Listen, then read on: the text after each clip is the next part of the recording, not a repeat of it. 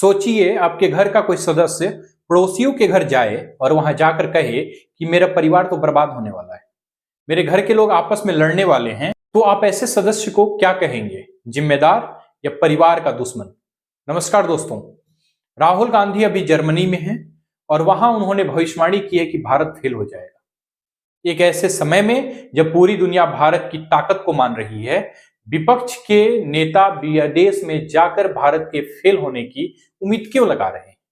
क्या यह सिर्फ मोदी विरोध है या देश विरोध? आज के वीडियो में तर्कों के साथ डिकोड करेंगे कि क्यों यह सोच उन्हें राजनीति के लिए अनफिट बनाती है। दोस्तों, यह कोई एक बार की गलती नहीं है, यह एक पैटर्न है। जब भी राहुल गांधी विदेश जाते हैं, चाहे लंदन हो, अमेरिका हो और अब जर्मनी, उनका एजेंडा एक ही होता है, भारत के लोकतंत्र को खत्म बताना और विदेशी ताकतों से मदद मांगना। जर्मनी में उन्होंने कहा कि भारत की संस्थाओं पर कब्जा हो चुका है। जरा तर्क देखिए, उसी कब्जे वाले चुनाव आयोग के तहत उनकी पार्टी कर्नाटक, तेलंगाना और हिमाचल में चुनाव जीतती है, तब लोकतंत्र जिंदा हो जाता है। लेकिन जैसे ही वह केंद्र में हारते हैं, मशीनरी खराब हो जाती है। क्या यह दोगलापन नहीं है? एक परिपक्व नेता विदेशी धरती का इस्तेमाल अपने देश की साख बढ़ाने के लिए करता है, ना कि अपने ही देश को फेल घोषित करने के लिए। यह व्यवहार एक स्टेटस मैन का नहीं, बल्कि एक फ्रस्ट्रेट एक्टिविस्ट का लगता है। राहुल गांधी कहते हैं कि भारत में मैन्युफैक्चरिंग खत्म हो रही है और चीन बेहतर है। अब जरा डेटा पे बात करते हैं। भारत दुनिया की 5वीं सबसे बड़ी अर्थव्यवस्था बन चुका है और जल्द ही तीसरी बनने जा रहा है। आज दुनिया की सबसे बड़ी कंपनी एप्पल से लेकर सैमसंग तक भारत में फैक्ट्रियां लगा रही है। डिफेंस सेक्टर, जहां हम पहले सब कुछ खरीदते थे, आज हम 85 से ज्यादा देशों को हथियार बेच रहे हैं।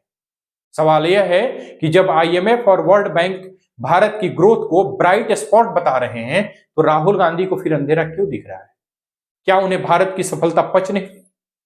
नेतृत्व का मतलब होता है लोगों को उम्मीद देना, उनका मनोबल बढ़ाना।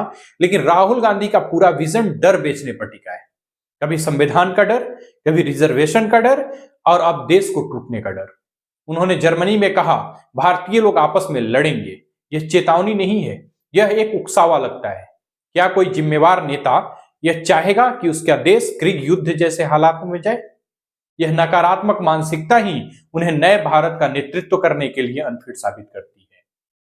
अंत में सवाल आपसे है, हमें कैसा विपक्ष चाहिए? वो जो सरकार की नीतियों पर सवाल उठाए, जो कि उनका हक है, या वो जो विदेश जाकर यह दुआ मांगे कि मेरा देश फेल हो जाए ताकि उन्हें सत्ता मिल सके? सरकारें आएंगी जाएंगी, लेकिन देश रहना चाहिए। अगर आप भी मानते हैं कि भारत की बदनामी बर्दाश्त नहीं की जा सकती, तो इस वीडियो को शेयर करें और कमेंट में इंडिया फर्स्ट लिखें। चैनल को सब्सक्राइब करना ना भूलें। जय हिंद।